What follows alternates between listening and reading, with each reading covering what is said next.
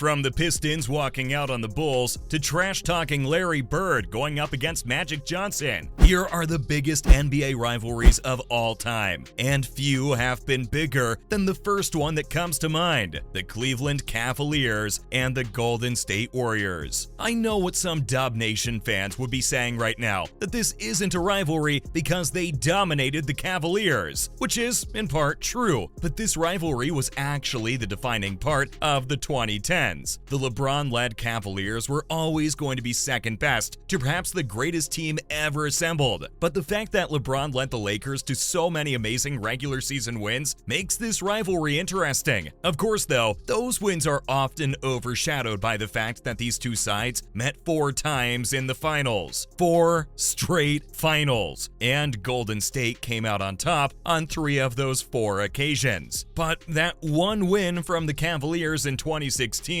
was enough to leave the Warriors feeling a little salty. In fact, it was enough for them to go out and get Kevin Durant. Durant has an opening and nails the 3.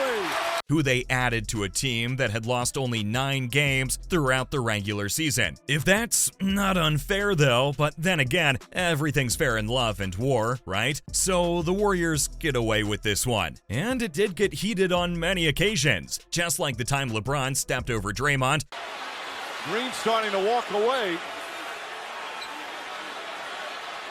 And Draymond called him a bitch, which was only a small part of the many other chirpings that took place, but it still comes up short of the pettiness on display in the next massive rivalry I have to revisit. You guessed it, I'm talking about the Michael Jordan and Isaiah Thomas rivalry. Let's just say, this rivalry was doomed from the very start. How do you start beef with a rookie when you're already an established superstar? That's what Isaiah Thomas did when MJ was selected on the All-Star team, and he would ensure that despite the selection, MJ got limited chances of showcasing his talent in the All-Star game, and that was hardly the end of it. The Pistons were being led by Thomas, and they dominated the scene for many years, before being shipped out by Michael Jordan's Bulls. And I'll obviously revisit that rivalry between the teams too, because it just makes for such a good story. These two absolutely hated one another, like more than you can possibly imagine. Off the court too. In fact, their rivalry was mostly after the bell rang. Most other rivalries on this list and otherwise too tend to end on a happier note. Not this one though. MJ had revenge for the All-Star incident from years ago by keeping Thomas off the 1992 Dream Team, and he would go on to lead the Bulls to 6 titles after multiple clashes in the playoffs. However, when it was all said and done, the players still haven't made up with one another, and as you'd imagine, they still have a lot of hatred for each other, similar to the teams they represented during their amazing careers, who also built up one of the best rivalries of all time: the Chicago Bulls and the Detroit Pistons. This was one of the ugliest rivalries in the NBA's history, which you can genuinely expect considering the bad boys of the Detroit Pistons were involved. The ugliest moment came when the Jordan rules were invented by Chuck Daly, the Pistons coach, which was basically a way of legalized assault on MJ, as the Pistons couldn't stop MJ from going crazy on them. I mean, he was averaging nearly 40 and dropping 61 and 59 against the best defense in the league. So they basically came up with 2 players, and not just any players, Dennis Rodman and Joe Dumars, to defend his airness, which included elbowing him on screens and leaving a hard foul on him every chance they got. But the Jordan-led Bulls finally got one over their rivals in the 1990-91 season when they swept them 4-0, and also caused the Pistons to lead the infamous walk-off, the single most disrespectful act and the complete absence of sportsmanship, as the entire Pistons team walked off without as much as a handshake. But not all rivalries end on a bitter note, as was the case with this next one. Things ended well in the Kobe and Shaq rivalry. It's definitely rare for 2 two teammates to hate each other, but this was again something that happened from the very early days of the NBA. Both Shaq and Kobe arrived in LA in the same summer. Shaq was the established star, while Kobe was a youngster, but he absolutely hated the fact that Kobe got so much love from the fans, and even felt discredited when he was the face of the franchise that did the three-peat. However, he couldn't win the streets, and after a failed campaign, one of the most dominant on-court duos was broken up by the Lakers, and Shaq was shipped off to the Heat, where he would win another title before Kobe, which resulted in a lot of trash talk off the court, including claims from Shaq that Kobe had ratted him out over an affair and caused his divorce, while also taking credit and implying that the Lakers' struggles were basically due to the fact that Kobe wasn't a better player than him. Eventually, though, Kobe would go on to do the two-peat with the Lakers and turned the tide, with the two players making up before Kobe's tragic death. After this, Shaq delivered a great speech and called the Black Mamba the greatest Laker of all time.